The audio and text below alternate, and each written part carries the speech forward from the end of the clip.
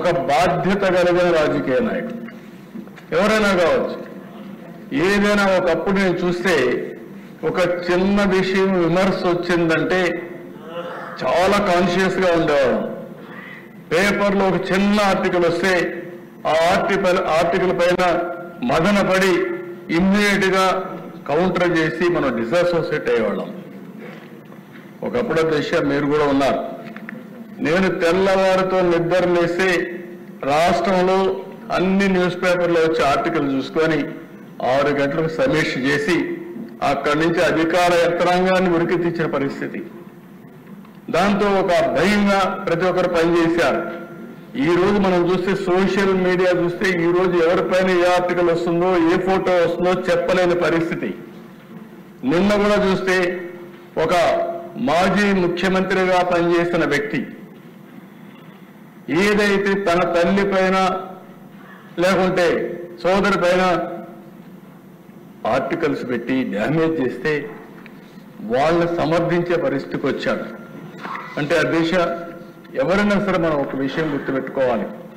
ఎందుకు ఇలాంటి కఠినమైన చట్టాలు కావాలి, పోలీసు వ్యవస్థ కూడా కఠినంగా ఎందుకు యాక్ట్ చేయాలంటే ఇవన్నీ చూసినప్పుడు మనం గుర్తుపెట్టుకోవాల్సిన అవసరం ఉంది. ఒక వరద రవీందర్ రెడ్డి, నేను ఆ పేరు ఇక్కడ చెప్పక్కర్లేదు, కానీ నేరస్తుల పేరు కూడా చెప్పి భయపెట్టకపోతే ఇష్టానుసారంగా తయారయ్యే పరిస్థితి వస్తారు.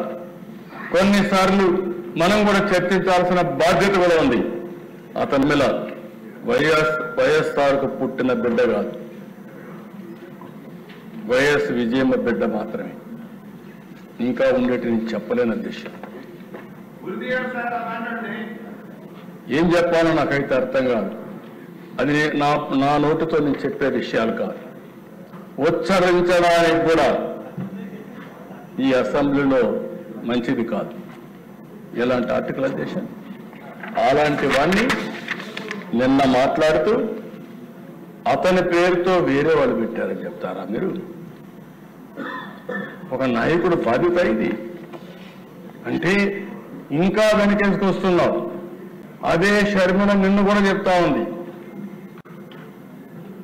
ఎవరైతే ఈ రవీంద్ర రెడ్డి ఉన్నాడో ఇతను నా మీద పెట్టడంలో అవినాష్ రెడ్డి చెప్పారు, వాళ్ళ పిఏ వీళ్ళందరూ ఉన్నారు కాబట్టి అవినాష్ రెడ్డి గారిని కూడా అరెస్ట్ చేయమని వాళ్ళ సిస్టర్ డిమాండ్ చేస్తుంది.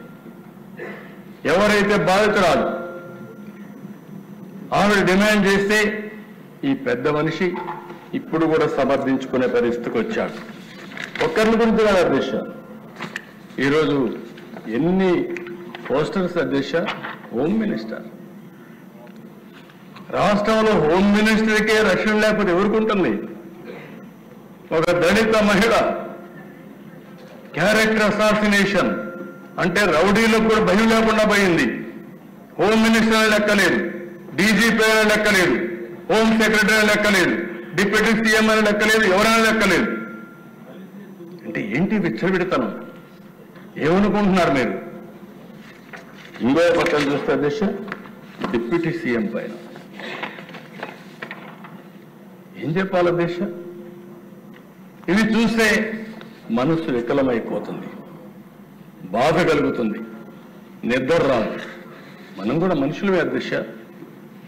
ఓసారి ఇవన్నీ చూసినప్పుడు దేనికోసం ఇక్కడికి వచ్చాం, ఏ పరిస్థితిలో వచ్చాం, ప్రజలకు సేవ చేయాలని వచ్చి ఈ అవమానాలు పడడం ఏంటని ప్రతి ఒక్కరు కల్పిస్తుంది అధ్యక్ష. మీ మీద ఎంత చేశారు, ఇక్కడ ఉండే ప్రతి ఒక్క సభ్యులపైన చేశారు. అంటే ఒకప్పుడు అధ్యక్ష ఒక పద్ధతి ఉండేది, ఇప్పుడు పద్ధతి లేకుండా పోయింది, ఇష్టానుసారంగా చేసే పరిస్థితికి వచ్చారు.